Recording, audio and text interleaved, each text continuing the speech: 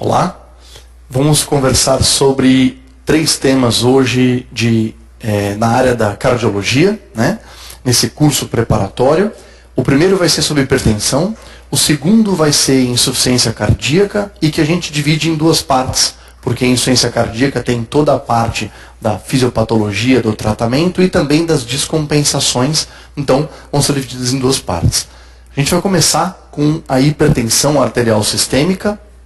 Dentro, né, todos vocês sabem que a equipe da Medcel, ela faz um estudo amplo, estatístico, das questões que caem nas provas.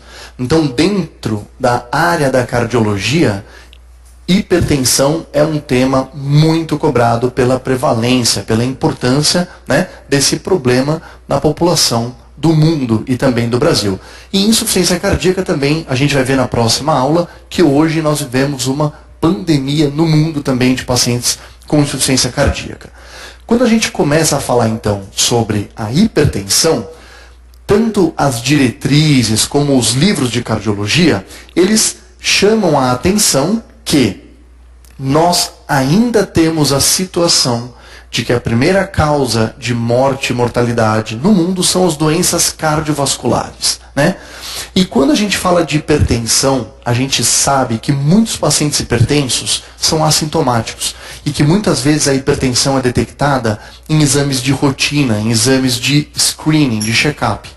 E isso, de novo, é chamado a atenção da importância, porque doenças cardiovasculares são a primeira causa de morte e mortalidade, de morbidade no mundo. E, no caso dos homens, metade dos eventos acontecem em pessoas previamente assintomáticas. No caso das mulheres, 64%. Então, por isso que hipertensão sempre vai ser um tema importantíssimo de todo mundo estudar, de todo mundo poder dominar. Por quê? Porque ele faz parte da avaliação de um paciente, muitas vezes, sem sintomas. E este paciente sem sintomas não está livre dos eventos cardiovasculares. Quando a gente fala de evento cardiovascular e mortalidade, a gente se refere basicamente às doenças coronarianas e às doenças cerebrovasculares, né? Então, cardiovascular engloba essas 2 coisas, tanto o acidente vascular encefálico quanto a doença arterial coronariana. E esse gráfico serve para mostrar, inclusive, que do ponto de vista epidemiológico, hoje, o acidente vascular encefálico já ganha da doença arterial coronária, né? Nesse contexto da gente falar de fatores de risco, falar de exames de check-up e falar de pacientes assintomáticos, outro estudo que é sempre lembrado nas diretrizes é o estudo de Framingham. O estudo de Framingham foi um estudo epidemiológico. Framingham é uma cidade nos Estados Unidos. Esse estudo coleta dados até hoje. E ele começou lá na década de 50. Ele está na 3ª geração de pacientinhos que são colocados no estudo. E por que esse estudo mudou a história da cardiologia? Porque foi depois do estudo de Framingham, que ficou acompanhando essa população, que foi definido, que foi determinado que alguns problemas daquela população eram determinantes para infarto e para acidente vascular encefálico, que é o que a gente passou a chamar de fatores de risco. Então, dentre os fatores de risco, o que eles identificaram? Tabagismo, pressão alta, diabetes, colesterol, que são os fatores de risco que até hoje a gente diz que são fatores de risco tanto para infarto como para derrame. Notem que o legal desse slide é que ele mostra um pouco, ao longo das décadas, como está se comportando esses fatores de risco. Então, no caso do tabagismo, está despencando. Isso graças a toda aquela coisa do marketing, de educar a população, de mostrar os malefícios do tabaco. O colesterol também está diminuindo, por conta da eficiência dos fármacos que a gente tem para o controle do colesterol elevado. Diabetes está aumentando, porque a população do mundo está mais obesa, e hipertensão praticamente não se modificou.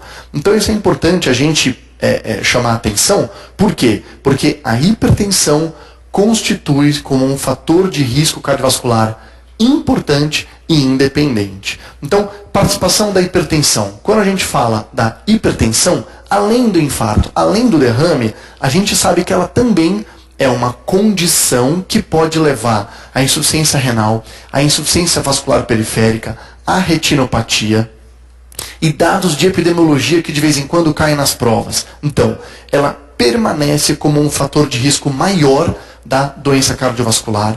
As taxas de acidente vascular encefálico têm aumentado nas últimas décadas, já são até superiores à de doença arterial coronária. As taxas de insuficiência coronariana têm se mantido estáveis e de insuficiência cardíaca e insuficiência renal também têm elevado. Qual é a prevalência da hipertensão na população do Brasil? Cerca de 20%. Cerca de 20%. E o grande problema é que destas pessoas que são hipertensas, então vamos imaginar que esse gráfico de pizza, essa fatia em azul claro, são as pessoas hipertensas do nosso país. Quase 50% não sabem que são hipertensos. Dos que sabem, 10% não tratam, 30% trata, mas não controla, e só 10% controla e está em níveis adequados. Então, aqui vem o grande desafio de todos os médicos. Tem um monte de gente que nem sabe que tem o problema. Tem os que sabem e que tratam de forma irregular. E é sempre uma parcela muito pequena dos pacientes que sabe que tem a doença, toma o remédio e faz a mudança do estilo de vida e está com a pressão controlada. Bom, o diagnóstico e classificação da pressão arterial é sempre chamado a atenção que a pressão deve ser medida em toda consulta médica, com o manguito apropriado. A gente sabe que uma pessoa que tenha uma circunferência braquial muito grande tem que ter um manguito maior, e uma pessoa que tem um braço muito fino tem que ter um manguito menor em termos de comprimento para não falsear a pressão. Se uma pessoa tiver uma circunferência braquial muito grande e eu usar aquele manguito que fica muito pressionado, eu posso ter falsos níveis elevados de pressão, e o inverso para quem tiver um braço mais um braço com uma circunferência menor. O paciente idealmente tem que estar sentado, sem as pernas cruzadas, ter ficado em repouso pelo menos uns 30 minutos. Isso é uma orientação que vale a pena quando a gente fala para os pacientes medir a pressão em casa. Quando a gente fala para os pacientes, isso se chama medida residencial da pressão arterial, não adianta ele falar, tá bom, vou medir na farmácia, ou vou medir com o aparelho em casa.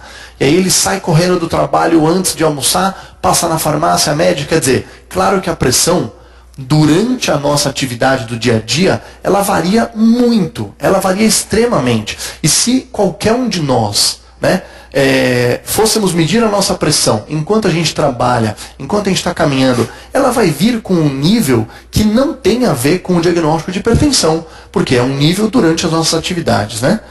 Tem que ser medida nos dois braços, você deve considerar o valor maior. Então, eventualmente, uma pessoa tem um valor de 13 por 8 em um braço e 13,5 por 8 no outro braço, vale o 13,5 por 8, em 2 visitas subsequentes, com 2 ou mais medidas na mesma visita. Isso por conta de uma coisa que todo mundo sabe que existe, que é a hipertensão associada à consulta do médico, que é a hipertensão do jaleco branco. Existe uma manobra chamada manobra de Osler, que na verdade ajuda a gente a identificar em pacientes idosos, aqueles que possam ter a pseudo-hipertensão. Então o que é essa manobra de Osler? O idoso, ele tem uma parede da artéria mais enrijecida, E como é que é a manobra de Osler? Quando você insufla o manguito, o pulso radial tem que desaparecer, porque eu interrompi o fluxo sanguíneo lá ao nível da artéria braquial. Quando você insufla o manguito e você continua palpando a artéria, é porque ela deve estar enrijecida. Isso acontece em pacientes idosos. Essa é a classificação, de hipertensão. Então a gente sabe que hoje, níveis abaixo de 12 por 8 são classificados como uma pressão ótima, Níveis até 139 por 89 ainda se classificam com normal, quer dizer, a gente começa a chamar de hipertenso o paciente acima de 14 por 9, mas dentro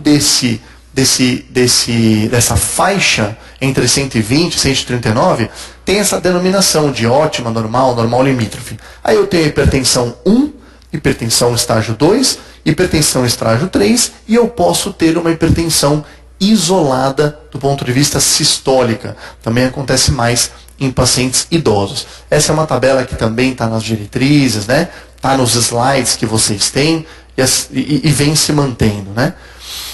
A pressão falsamente elevada. Então, tem muita gente que criticou durante muito tempo a gente só ficar com a pressão medida no consultório, né? E aí que vieram alguns outros mecanismos para a gente averiguar a pressão.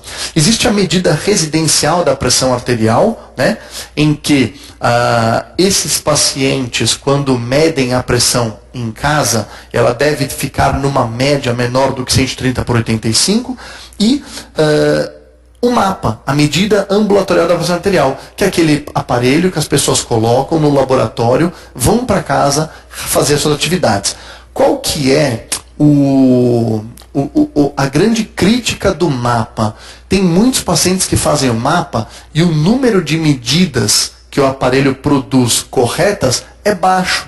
Então, quando vocês olharem o MAPA, a primeira coisa que vocês têm que ver é qual o número, quantos por cento das medidas feitas foram consideradas no laudo. Por quê? Quando o técnico do laboratório pega o aparelho do MAPA, ele fica apagando as medidas que vieram erradas, né? Então ele fica lá, o aparelho mediu, vou dar um exemplo, 100 vezes, pode ser que ele apague 40% das medidas. Então quando você olhar lá que aquele resultado do MAPA, da média das 24 horas, da média em vigília, foi de quantos por cento dessas medições, né? Porque se você tiver um valor menor do que 70%, muitas vezes, esse exame não necessariamente significa os valores reais daquele paciente. Você já está diminuindo, né, a amostragem. E aí, a medida residencial pode ser mais valorizada, né?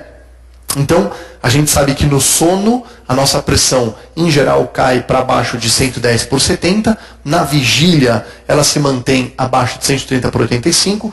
E a média das 24 horas tem que ficar abaixo de 120 por 70. Isso é uma dos critérios para a gente avaliar o MAPA, ok? Indicação do MAPA. De vez em quando vem questões relacionadas a isso na prova, né? Então, essa dúvida de que o paciente tenha pressão alta só no consultório é uma indicação boa para o MAPA.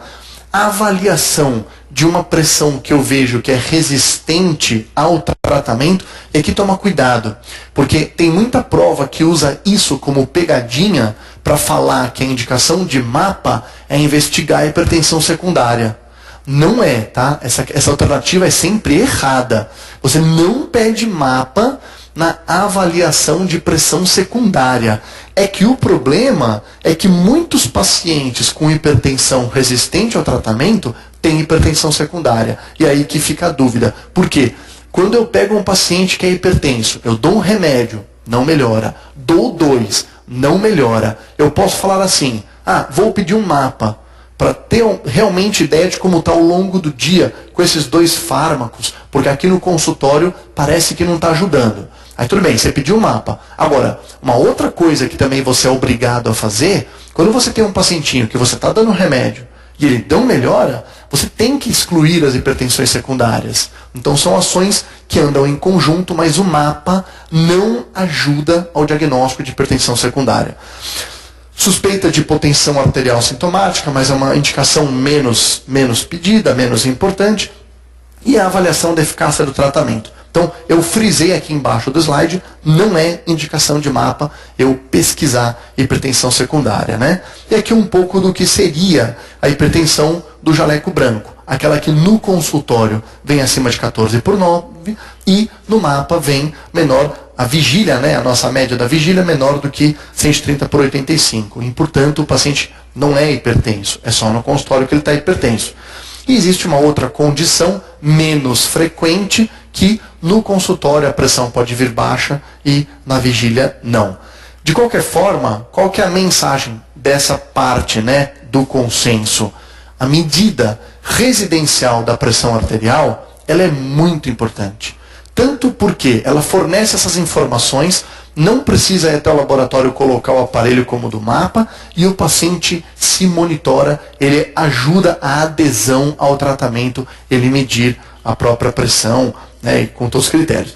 Aí a gente tem algumas palavrinhas relacionadas ao capítulo de hipertensão, que também é importante a gente lembrar. Então, uma primeira palavra é hipertensão essencial, que é a mesma coisa que hipertensão primária.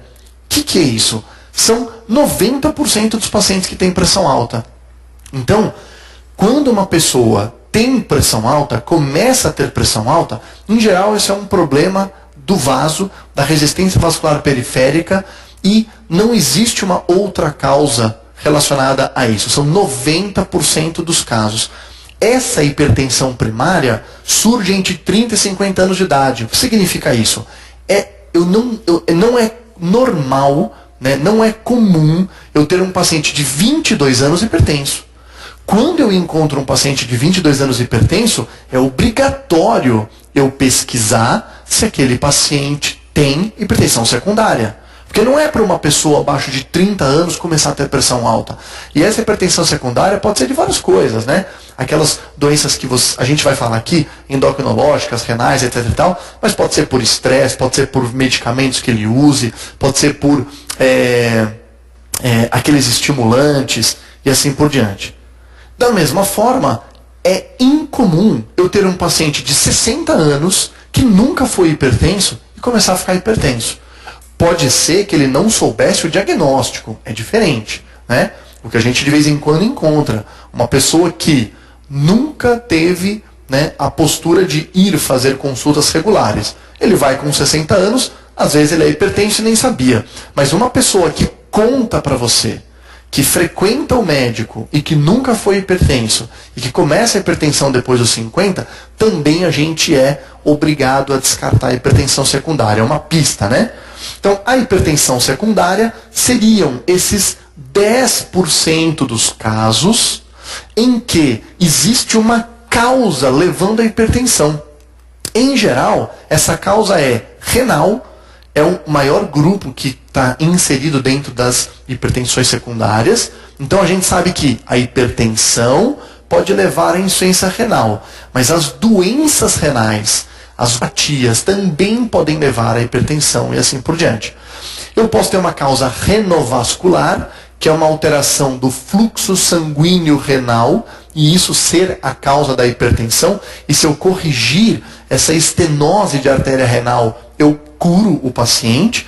Eu posso ter causas endocrinológicas, as mais comuns e citadas são o hiperaldosteronismo primário. Então, se eu tenho muita aldosterona, vamos lembrar que a aldosterona, ela retém sódio e joga fora o potássio. É como aparece nas questões a hipopotassemia espontânea. Então tá lá um enunciado, paciente de, 38 anos, de 30 anos, de 55 anos, o que quer que seja, se apresenta no médico com uma hipertensão de difícil controle, exames laboratoriais, potássio de 2,9 espontâneo, quer dizer, ele não toma diurético, não tem porquê ele estar com aquele potássio diminuído, lembrado hiperaldosteronismo primário. E o feocromocitoma, né, que tem, inclusive, associado, né, à hipertensão, as crises, né, de hipertensão, crises de cefaleias associadas muitas vezes, episódios de crise hipertensiva e assim por diante. E depois vem outras causas e a gente vai colocar. Então, quais são as pistas? Quais são as pistas de um paciente que tem hipertensão secundária? Primeiro, começou antes dos 30, depois dos 50, que a gente já falou. Segundo, hipertensões muito graves, desde o início. É aquele paciente que do início já tem uma hipertensão, o estágio 3, que é aquele acima de 180 por 110. Então eu pego e vejo, poxa, esse paciente já tem um nível elevado demais de pressão, né? A tríade do feocromocitoma, cefaleias, a palpitação, sudorese, se bem que essa tríade, pessoal, ela nem sempre está frequente e mantida, ela é episódica. Então, nem sempre é fácil caracterizar, é mais no livro, né? Medicamentos que elevam a pressão arterial, faces, biotipos de doenças endocrinológicas, como síndrome de Cushing, que é a mais citada, hipertireoidismo, né, doença de Graves e assim por diante. No exame físico, presença de massas, sopros abdominais, que podem dar indícios de outras doenças vasculares que podem cursar como hipertensão. Assimetria de pulsos femorais, também doenças da aorta. Elevação de creatinina, diminuição da taxa de filtração glomerular, quer dizer, indício laboratorial de doença renal. A hipopotassemia espontânea, que é do hiperaldosteronismo, um exame de urina 1 alterado, hematúria, proteinúria, de novo, a presença de hematúria lembra muito as doenças renais, as glomerulopatias. A presença de proteinúria também, além de outras afecções, como a própria progressão da doença renal pelo diabetes, por exemplo. Então, a urina 1 ajuda nisso. E a apneia do sono, né? Então, os pacientes com apneia do sono podem ter hipertensão só pela apneia do sono. Se ele focar o tratamento na apneia do sono, ele às vezes fica livre até do remédio antihipertensivo. Então aqui, só uma tabelinha mostrando pistas pra gente, né? Então, de hipertensão secundária, por exemplo, se eu tenho uma pessoa que tem ronco, sonolência, é muito comum nos pacientes com apneia do sono ter síndrome metabólica, eu suspeito da apneia obstrutiva. E aí vem todas as outras que a gente já comentou, mas fica aí nos slides que vocês têm, né, e tem também na internet, só para vocês poderem ter essas pistas. Existe hipertensão chamada acelerada, né? Então, o que é hipertensão acelerada?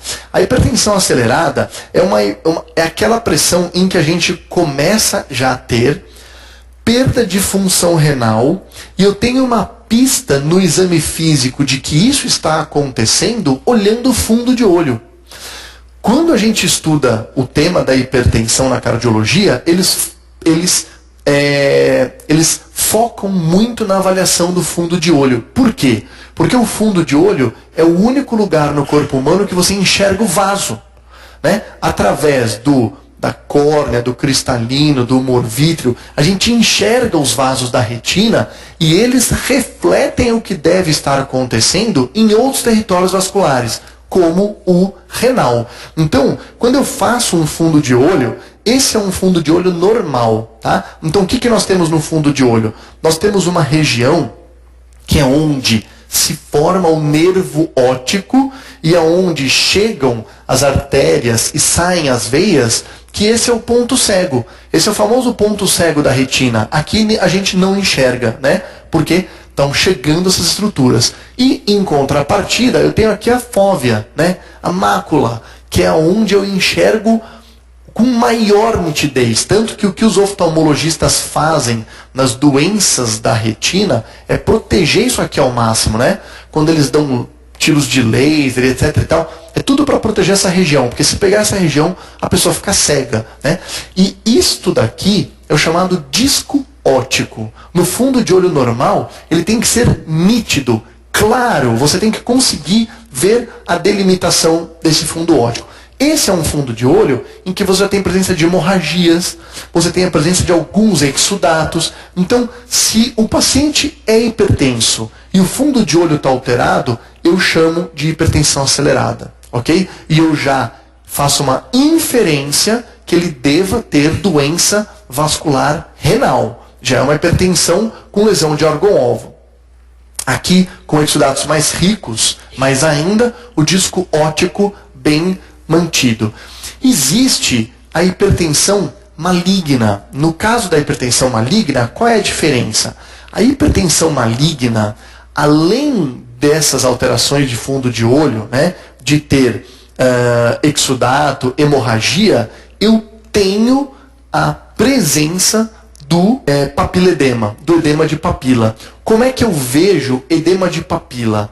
Eu faço fundo de olho e a hora que eu pesquiso a região do disco óptico, eu não vejo o círculo bem delimitado. É simples assim. Então essa é chamada hipertensão maligna. Mas como ela é vem, na verdade, como que consequência da acelerada, por isso que todo mundo vê de vez em quando falar hipertensão maligna acelerada, né? Então, nesse caso, quando eu tenho esse papiledema, lá no território renal, se for feito uma lâmina e um estudo anatomopatológico, já existe necrose fibrinoide da camada íntima, lesão renal, né? Lesão determinada. E esse papiledema, pessoal, é o que todo mundo deveria fazer, o fundo de olho e a pesquisa do papiledema, nas crises hipertensivas. Por quê? Porque se um paciente com crise hipertensiva no pronto-socorro tiver papiledema, é uma das indicações que ele deva permanecer internado e deva ser caracterizado como emergência hipertensiva e receber droga endovenosa. Claro que isso tende a acontecer com diastólica maior do que 120, né? Então, 200 por 120, 210 por 120, quando todo mundo já fica mais preocupado. Mas isso é um dado de exame físico importante. E a hipertensão complicada é aquela que tem as alterações de lesão de órgão-alvo. Então, hipertrofia, como mostra nesse slide, né? Uma dilatação da aorta e assim por diante. Então, investigação clínica e laboratorial. Então, vamos lá.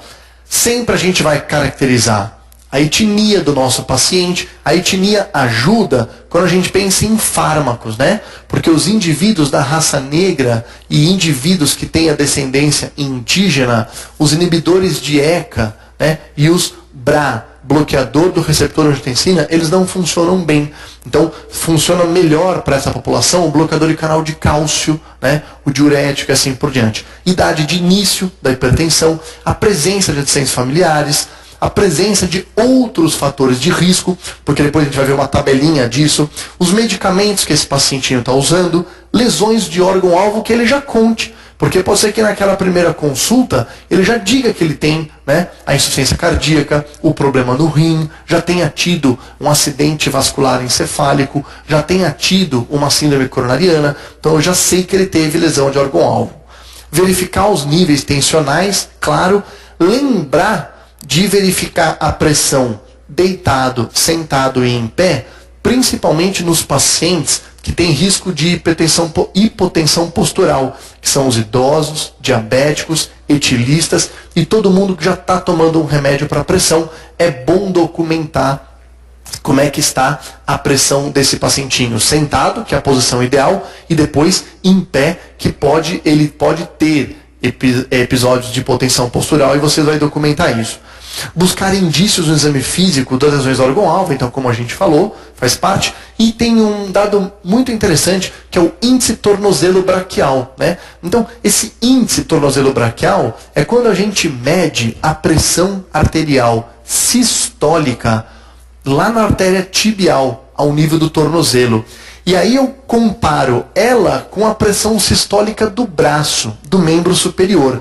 O normal é elas serem praticamente iguais. Então eu tenho 13 por 8 no braço, e eu pego lá o 13, que é só a sistólica, e também lá na tíbia 13 ou 130, né, de sistólica. Quer dizer, se eu colocar o tornozelo sobre a pressão sistólica do membro superior, vai dar 1, é normal. Quando eu tenho uma pressão arterial sistólica tibial menor do que a do membro superior, essa relação vai começar a ficar diminuída, né? Porque aí o denominador é maior. Então, olha aqui na tabela. Começa a ficar 0,9, 0,8, 0,7. Quer dizer, quanto menor esse índice, eu estou documentando que esse paciente já tem uma lesão arterial periférica. Isso no exame físico é quando a gente tenta pegar a artéria tibial, né, e palpar. Quando você tem dificuldade de palpar a artéria tibial e o índice tornozelo braquial também está reduzido, isso documenta lesão arterial periférica, né? E esses pacientes têm maior mortalidade cardiovascular, porque, claro, já está documentando que ele está mais grave. Na investigação laboratorial, urina 1, a gente já falou, pesquisar a proteinúria e hematúria, o potássio sérico, por conta da hipopotassemia espontânea, a função renal, glicemia, porque a glicemia é um outro fator de risco associado, né, com a resistência periférica à insulina, assim por diante, o perfil lipídico, ácido úrico, que inclusive tem relação com a parte do tratamento, e um eletrocardiograma.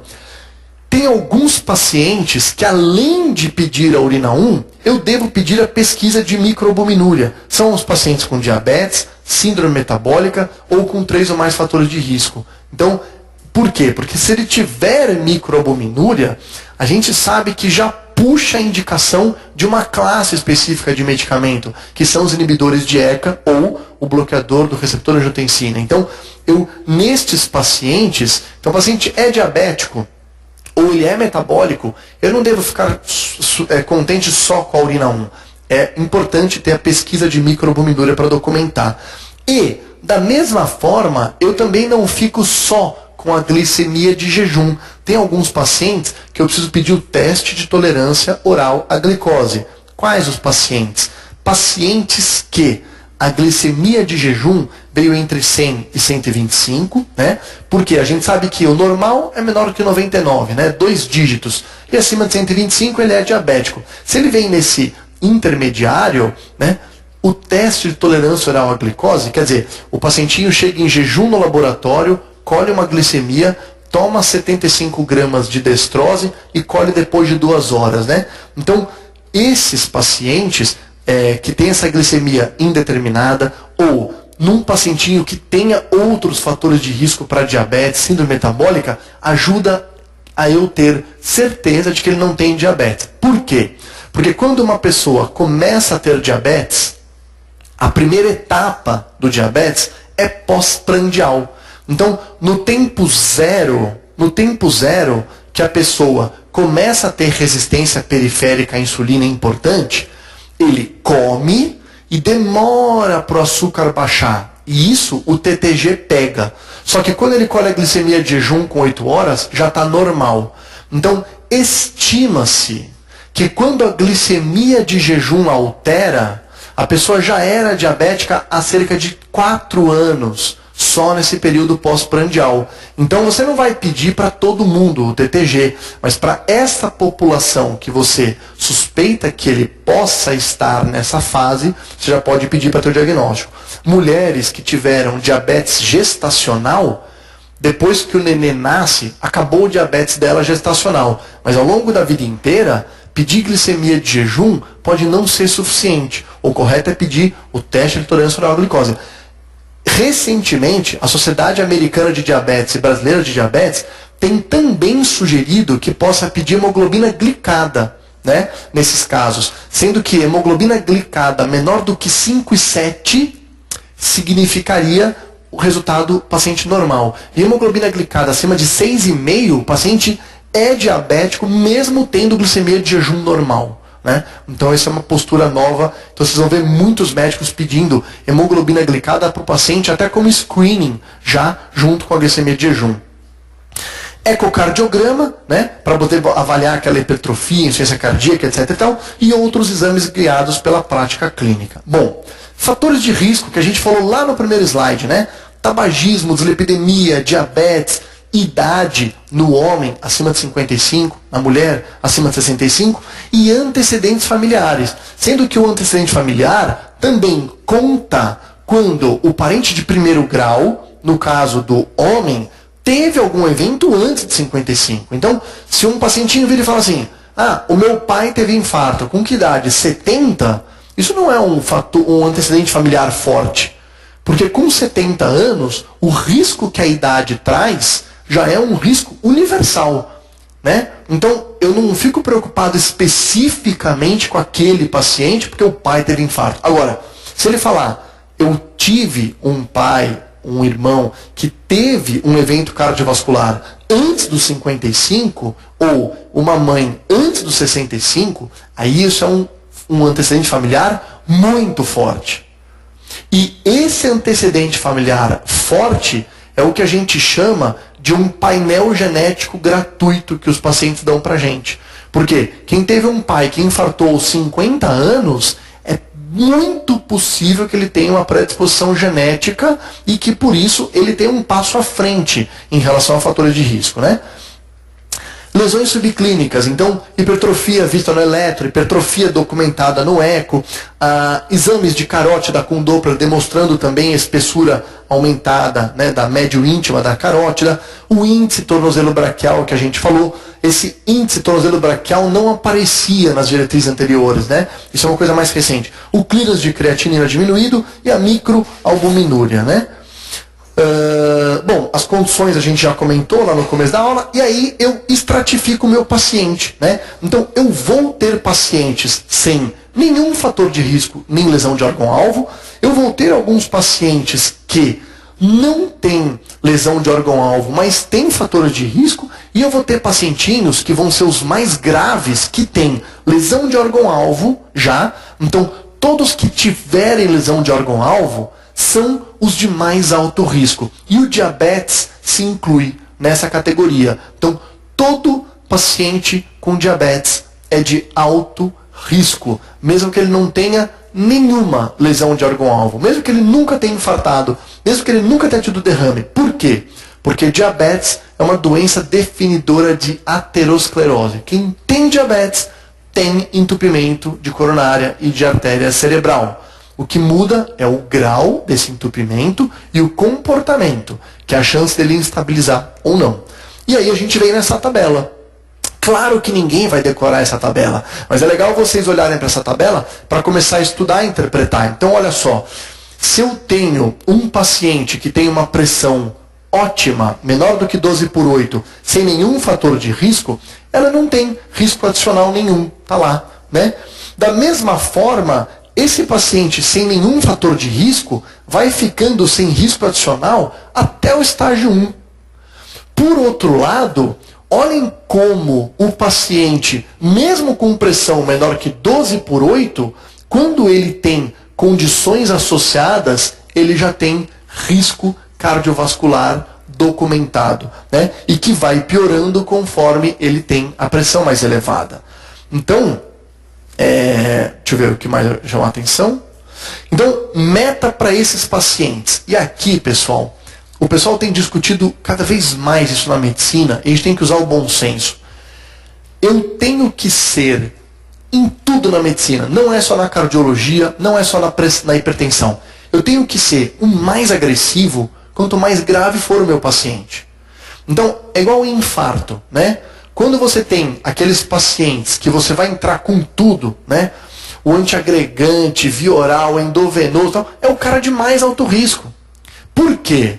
Porque quando ele tem alto risco de mortalidade, todo o esforço se justifica. Quando um paciente tem menor risco, né, às vezes eu ser agressivo, eu posso ser iatrogênico. Então, por isso que no paciente de menor risco, a meta é menor do que 14/9, né? Por quê? Porque é o limite de pressão normal. E esses pacientes de baixo e médio risco, eu já tenho benefício. O que significa isso? Se eu tiver um paciente com 135/85 e ele for de baixo risco, nenhum trabalho mostrou que ele vai ficar melhor do que se ele tiver 12/8. Porque ele já é de baixo risco por si só. Agora, quando o paciente é de alto risco, muito alto risco e nefropata, a pressão tem que ser cada vez mais baixa. Por quê? Eu vou ser mais agressivo e ele tem benefício, porque eu vou diminuir esse risco. Então, para que eu alcance essas metas de pressão, eu conto com mudança de estilo de vida e com remédios. Então, no pacientinho de baixo risco, mudança de estilo de vida isoladamente. No paciente de risco baixo, eu posso fazer o tratamento desse paciente, mesmo que hipertenso, só com mudança de estilo de vida por 6 meses. O paciente de médio, alto e muito alto, eu inicio imediatamente o tratamento medicamentoso, além da mudança de estilo de vida. Aqui tem um algoritmo que depois vocês podem estudar no material impresso, que é um pouco do que a gente comentou, né? Então, eu tenho uma primeira visita, eu faço a anamnese, o exame físico, né? A não ser que esse paciente tenha níveis de emergência e emergência, eu posso programar para verificar essa pressão numa segunda consulta. Permanecendo hipertenso, eu avalio os critérios de mapa ou de medida residencial e já determino os diagnósticos de hipertensão, o avental branco, assim por diante. É um algoritmo que ficou interessante. E agora, entrando na parte da abordagem, né, vocês têm que ter o seguinte em mente: toda redução de pressão arterial, se ela representa uma diminuição do risco relativo de hipertensão e de doença arterial coronariana. Aqui é um dado de um estudo que mostrou, olha a redução do risco que existe conforme eu vou diminuindo a pressão. Então, quando eu vou me aproximando de pressões normais, a minha redução de risco, ela é muito importante. E é isso que a gente vai fazer. Quais são os dados de mudança do estilo de vida? Então, controle do peso, manter o índice de massa corpórea entre 20 e 25, né? A circunferência abdominal menor do que 102 nos homens, menor que 88 nas mulheres. Como é que eu consigo essa redução do peso?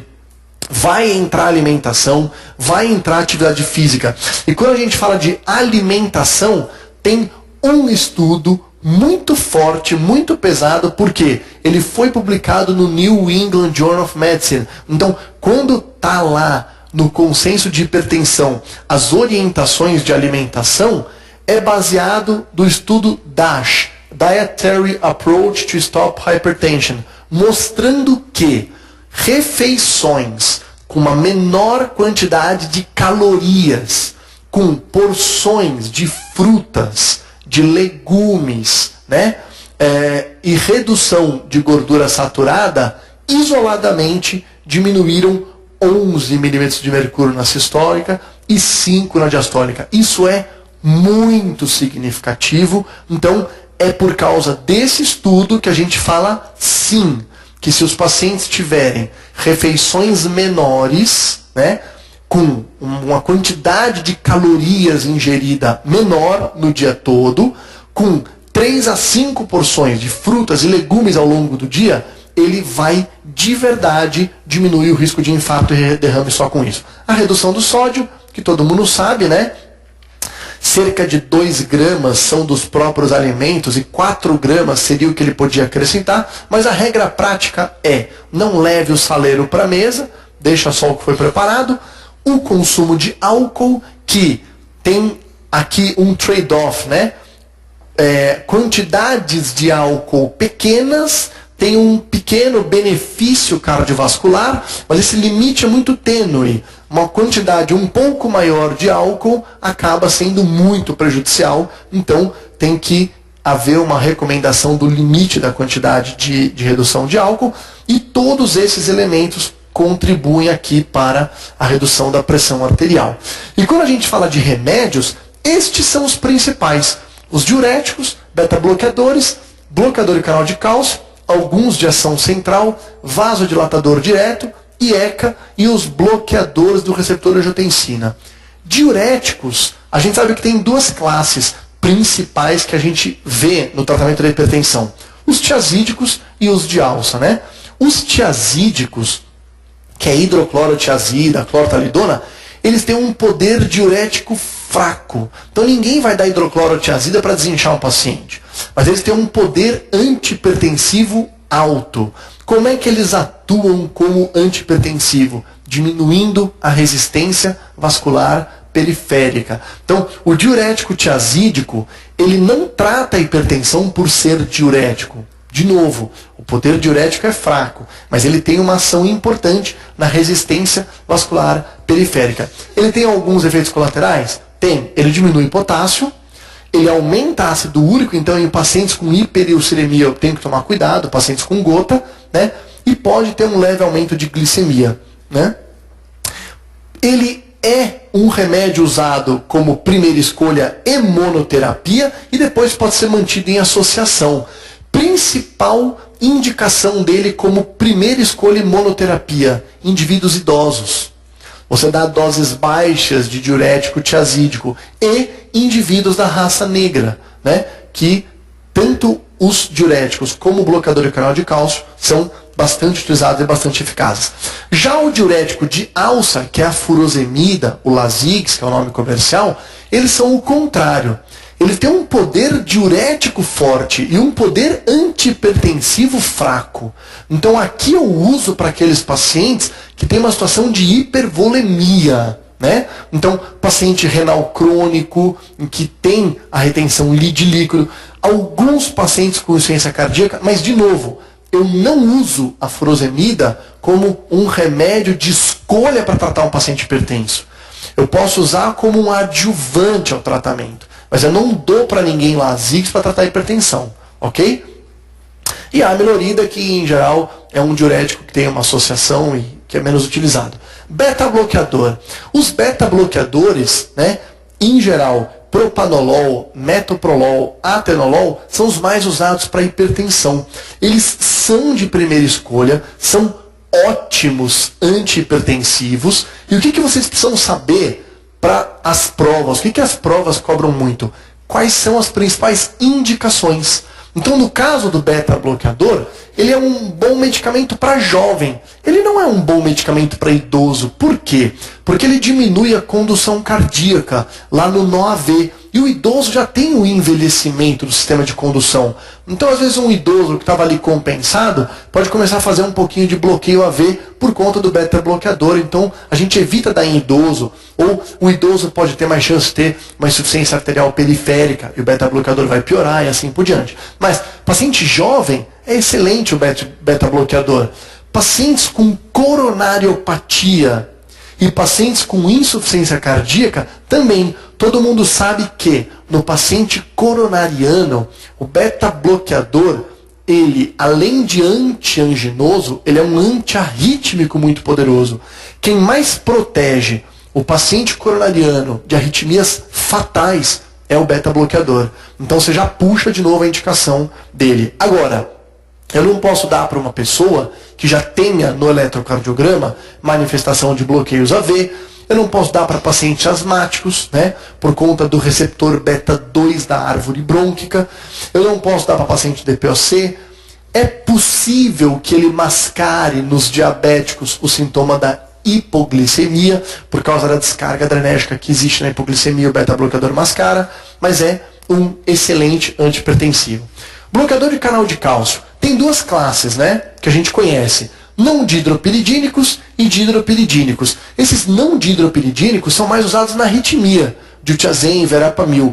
A gente usa na hipertensão os dihidropiridínicos, amlodipina e nifedipina. Eles podem ser de primeira escolha, tá? São ótimos medicamentos antihipertensivos, em especial indivíduos da raça negra, idosos, de novo, essa dupla sempre junto, né? Diurético tiazídico e o bloqueador do canal de cálcio. E pacientes com doença coronariana, eu posso indicar quando ele tem uma contraindicação ao beta-bloqueador. Isso é possível, né, fazer. Em geral, quando eu quero diminuir nesses pacientes o consumo de iodo pelo miocárdio e assim por diante. Efeito colateral, bloqueios AV também vai acontecer. E o verapamil em especial, ele vai dar uma piora da função ventricular. Então eu nunca posso usar verapamil para um doente cardiopata grave que tem insuficiência cardíaca. O inibidor de ECA é um remédio fantástico, né, muito potente, né, a gente vai ver melhor isso lá na aula de CC, que é esse sistema renina, angiotensina, aldosterona, porque esse remédio é maravilhoso na insuficiência cardíaca. Então a gente, na ICC vai ver um pouco melhor. Mas de qualquer forma, captopril, enalapril, lisonipril são medicamentos de primeira escolha, indicação jovens. Às vezes o jovem não se dá bem com o beta-bloqueador, né? Em geral os homens podem ter impotência sexual com beta-bloqueador, então o inibidor de ECA é uma classe boa também para pacientes jovens. Pacientes da raça branca, porque o negro funciona um pouco menos. Agora, pacientes com diabetes e paciente com insuficiência cardíaca, ele é indicação absoluta. Então, se eu tenho uma pessoa que é hipertenso e, além disso, é diabético, ele puxa a indicação dessa classe. Por quê? Porque no diabético, ele diminui a progressão da microalbuminúria, ele protege o rim. E no paciente com insuficiência cardíaca, ele é muito importante. A gente vai ver na próxima aula, ele diminui mortalidade no paciente de insuficiência cardíaca e diminui remodelamento. Ele interfere nesse sistema renina, angiotensina e aldosterona. Então ele tem como efeito colateral reter potássio. Ele é o oposto do hiperaldosteronismo, né? Eu vou ter menos aldosterona, eu acabo retendo potássio. Então eu tenho que tomar cuidado no pacientinho que já tem algum tipo de lesão renal. E ele pode ter como efeito colateral tosse e angioedema. Quando eu tenho tosse, é que eu tenho a indicação de usar um BRA, ao invés de usar um IECA. Então, eu uso o bloqueador do receptor de angiotensina, valsartan, losartan, candesartan, irbesartan, quando o paciente tentou usar o inibidor de IECA e ele tem tosse pelo acúmulo de bradicinina que acontece lá na cadeia metabólica. Então, ele vai ter praticamente as mesmas indicações do inibidor de IECA. Eu tenho vasodilatadores diretos, que os que a gente mais utiliza é a hidralazina e o minoxidil. Vocês não vão usar isso como primeira escolha, mas é frequente vocês verem a utilização como associação, né? A hidralazina é muito utilizada em pacientes nefropatas, por exemplo. Então, eu acabo tendo a indicação em hipertensões de difícil controle, em associações e tem pacientes, essa informação é bem legal, né, que tenham insuficiência cardíaca, e como eu comentei, o IECA é indicação absoluta. Eu tenho que tentar dar IECA, só que às vezes eu não consigo, porque o paciente com insuficiência cardíaca, ele tende a ter níveis de potássio mais elevados pela lesão de progressão renal. Então, às vezes, lá na insuficiência cardíaca, esse pacientinho já tem doença renal, 30% deles tem, e se eu dou IECA, sobe potássio. Eu posso usar a hidralazina na substituição do IECA. Eu tiro o IECA e dou nitrato hidralazina. Essa é uma conduta muito acertada na condução de pacientes com insuficiência cardíaca, né, e que a gente vai ver na outra aula, mas que aqui também aparece no capítulo de hipertensão, ok? Eu vou ter como efeito colateral a hipertensão rebote, né, nesses diretos, porque eles atuam lá no vaso se o paciente eventualmente para de tomar e tem hipertensão rebote e atacardia reflexa. Alfa-bloqueadores, assim como a gente tinha os beta-bloqueadores, eu tenho os alfa-bloqueadores. O que a gente mais usa seria o prazosin, também não é de primeira escolha. Pode ser lembrado em pacientes que tenham hiperplasia prostática benigna, né, mas é uma indicação que não é forte, é um pouco mais fraca.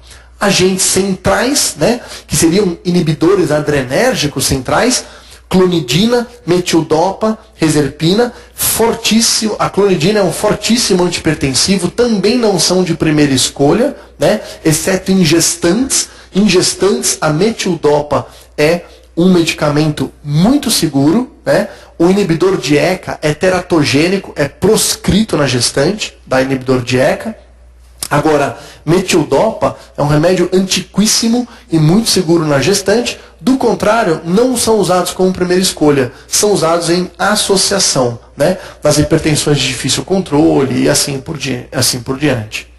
Então vamos relembrar isso que a gente comentou, né? Então, indicações formais. O paciente que tem angina, bloqueador de canal de cálcio e beta-bloqueador, porque eles são remédios antianginosos. No pacientinho com aterosclerose, o inibidor de ECA e o BRA, que eu vou usar o mesmo raciocínio do diabetes. O pacientinho com arritmias, mesma coisa, beta-bloqueador, bloqueador de canal de cálcio. O paciente com diabetes, IECA e BRA. O paciente com tremor essencial, beta-bloqueador vai ajudar. Pacientes da raça negra e os idosos, diuréticos, bloqueador de canal de cálcio. Prostatismo, alfa-bloqueador. Contraindicações formais. Paciente que tenha broncoespasmo, DPOC, eu não vou usar o beta-bloqueador. Paciente que tenha depressão em tratamento, o beta-bloqueador pode ter uma atuação, principalmente o propanolol, que ele cruza bastante a barreira hematoencefálica. Por isso que o propanolol é utilizado na profilaxia da enxaqueca. Pode ver que vocês dão propanolol para quem tem enxaqueca, mas para quem tem depressão é melhor não usar. Gota, por conta do aumento do ácido úrico, eu não devo usar diurético, né? Quem tem bloqueios cardíacos, beta-bloqueador e bloqueador do canal de cálcio, insuficiência arterial periférica, beta-bloqueador, gestação e IECA e BRA são teratogênicos, e tem um que de vez em quando cai em prova, que é meio que uma pegadinha, né? A estenose de artéria renal bilateral. Eu não posso também dar o IECA. Aqui algumas associações que está no consenso, mas a gente não vai entrar porque é impossível, a gente ficaria muito extenso falando de tudo que está no consenso. E aqui, só para lembrar que o esquema do uso dessas medicações, quando eu tenho hipertensão estágio 1, de um risco cardiovascular baixo e moderado, monoterapia. Depois de eu avaliar essa monoterapia, caso não tenha sido eficaz, que eu posso pensar em trocar a monoterapia, aumentar a dose ou acrescentar um segundo fármaco. Quando desde o início o paciente já tem um risco cardiovascular mais elevado, ou uma hipertensão estágio 2 ou 3, eu posso entrar com combinação de 2 antihipertensivos. Por que isso também é importante? E nesse último consenso eles chamaram atenção. Por quê? Existe um outro capítulo que é relativamente novo na medicina, que chama farmacogenômica. Os pesquisadores eles estão percebendo que a gente também tem resposta aos remédios diferentes, também determinada pelos nossos genes, né? Então tem pessoas que têm muito receptor na célula para um fármaco, tem pessoas que produzem muito a proteína que converte o fármaco em princípio ativo, tem muitas que conseguem depurar o fármaco mais rápido, outra mais lento. Em outras palavras, as pessoas respondem diferente aos remédios que a gente dá. Isso no futuro vai ser mais bem caracterizado, chama-se medicina personalizada. Mas é por isso que, quando eu pego um pacientinho de mais alto risco, eu não vou ficar fazendo muitos testes. E entrar com 2 fármacos é seguro, porque eu dou 2 fármacos com dose baixa.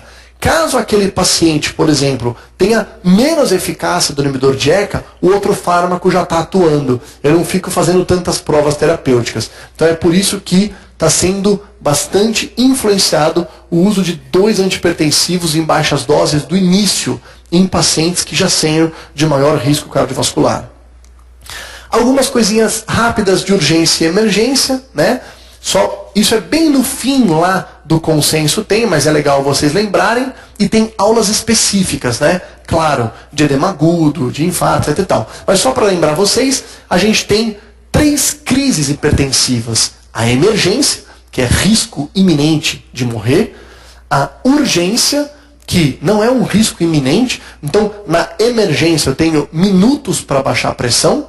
Na urgência eu tenho horas para baixar a pressão. E eu tenho a falsa crise, né? O que é falsa crise? O paciente está com dor porque ele fraturou a perna, chega no pronto-socorro com 17/10. A conduta é anti-inflamatório analgésico, porque ele está com dor porque fraturou a perna. Aquela pressão que elevou é uma falsa crise.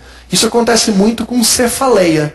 Muitas pessoas têm a cefaleia, chegam no pronto-socorro hipertensos, você trata a cefaleia, ele melhora e assim por diante. Agora, a urgência hipertensiva, eu preciso dar remédio via oral, o mais utilizado é o captopril, e a emergência, como eu tenho que baixar em minutos, eu tenho que usar endovenoso. E mais do que isso, o corpo humano, ele trabalha muito mal com diferença dos seus níveis abruptas. Por exemplo, potássio de 6 não mata. O que mata é você levar de 3 para 6 em minutos. Mata. Então, o corpo humano, uma glicemia de 300, o paciente pode não estar sentindo nada. Agora, se ele for de 80 para 300, ele vai ter sintomas. Então, o corpo humano trabalha muito mal com mudanças abruptas. Então, na emergência hipertensiva, além de eu baixar em minutos, e eu preciso de uma droga na veia para baixar em minutos, eu não posso diminuir muito. Eu só posso diminuir 25% da pressão arterial média. Então é por isso que eu uso bomba de infusão contínua, para titular, para ir aos poucos vendo a pressão. Então, a falsa crise que a gente comentou, a urgência, baixar em horas o IECA, e a emergência, que eu preciso de um controle imediato dessa pressão. Então, exemplos de urgência: hipertensão perioperatória, né? Pré-eclâmpsia, uma hipertensão maligna e um pacientinho que tenha insuficiência renal aguda, insuficiência cardíaca e esteja com a hipertensão bastante elevada. Então, são casos que a gente de vez em quando recebe no hospital ou atende de pacientes internados e você deve baixar a pressão em horas. As emergências, como é que eu lembro do que são as emergências? Eu penso por sistemas, né? Então, aqui no sistema nervoso central, quais são as emergências hipertensivas? São casos em que eu tenho a pressão bastante elevada com AVCI ou AVCH, hemorragia subaracnoidea, eclâmpsia e a encefalopatia hipertensiva. Todas essas, em geral, a pressão arterial diastólica maior do que 120. Envolvendo o sistema cardiovascular, angina instável, infarto agudo do miocárdio, dissecção de aorta, envolvendo os pulmões, edema agudo do pulmão. Regra de ouro, só posso baixar 25% da pressão arterial média. No passado, chegava um paciente com emergência hipertensiva, os médicos eram agressivos para baixar a pressão, os pacientes faziam AVC isquêmico, né? Porque no regime pressórico alto, a gente prejudica a regulação do alto fluxo cerebral. Então o cérebro precisa ficar com a pressão elevada para continuar perfundindo. Se você abaixa, ele para de perfundir, eu faço AVC. Por isso que é proscrito, tem que baixar devagar. E aqui um pouco, né, das doses que a gente usa e das drogas. Então, em geral, eu uso o nitroprussiato de sódio ou a nitroglicerina, né, nos casos de emergência hipertensiva, né? A nitroglicerina tem um pouquinho mais de vantagem se o doente for coronariano. Se não, eu posso usar nitroprussiato de sódio para quaisquer que sejam as pessoas. Hidralazina no caso da eclâmpsia, né?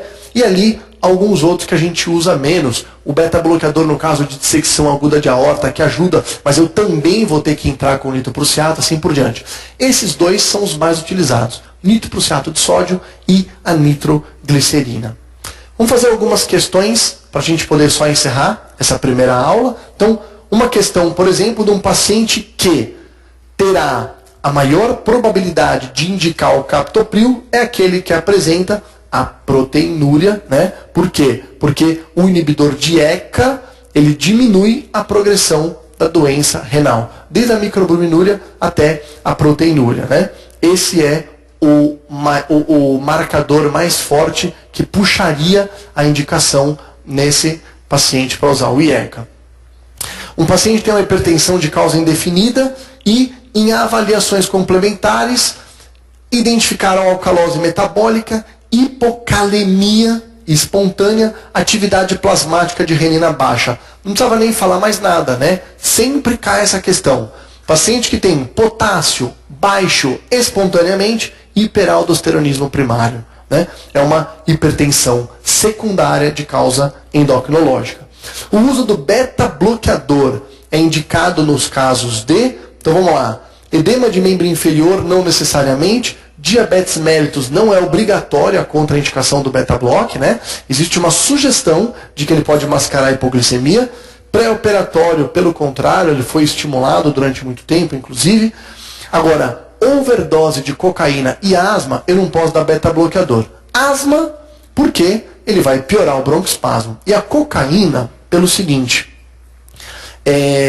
a cocaína ele é um potente, né, agonista dos receptores adrenérgicos, alfa e beta. Então, lá no vaso, o paciente que usou cocaína está com vasoconstrição, né? Por quê? Porque a cocaína está ativando receptor alfa e receptor beta. Entretanto, o receptor beta no vaso, ele vasodilata. É que a cocaína, o receptor alfa, é muito mais potente. Mas, quando o paciente usa cocaína, ele tem o receptor alfa no vaso fechando e o receptor beta, que a cocaína também ativa, liberando um pouco. Isso a gente tem que tomar cuidado. Por quê? Quando a gente pega um paciente que usou cocaína, ele está muito taquicárdico também no pronto-socorro. Então, às vezes, a gente pensa em dar beta-bloqueador para ele. Mas se eu der beta-bloqueador, o beta-bloqueador, ele bloqueia esse receptor beta 2 do vaso e a hipertensão piora. A crise hipertensiva piora. Então, em pacientes que usaram cocaína na fase aguda, se ele chegar hipertenso e taquicárdico, eu não posso dar beta-bloqueador, porque eu vou piorar a hipertensão desse paciente. Ok? Muito obrigado. Vamos dar um breve intervalo e até a aula de insuficiência cardíaca.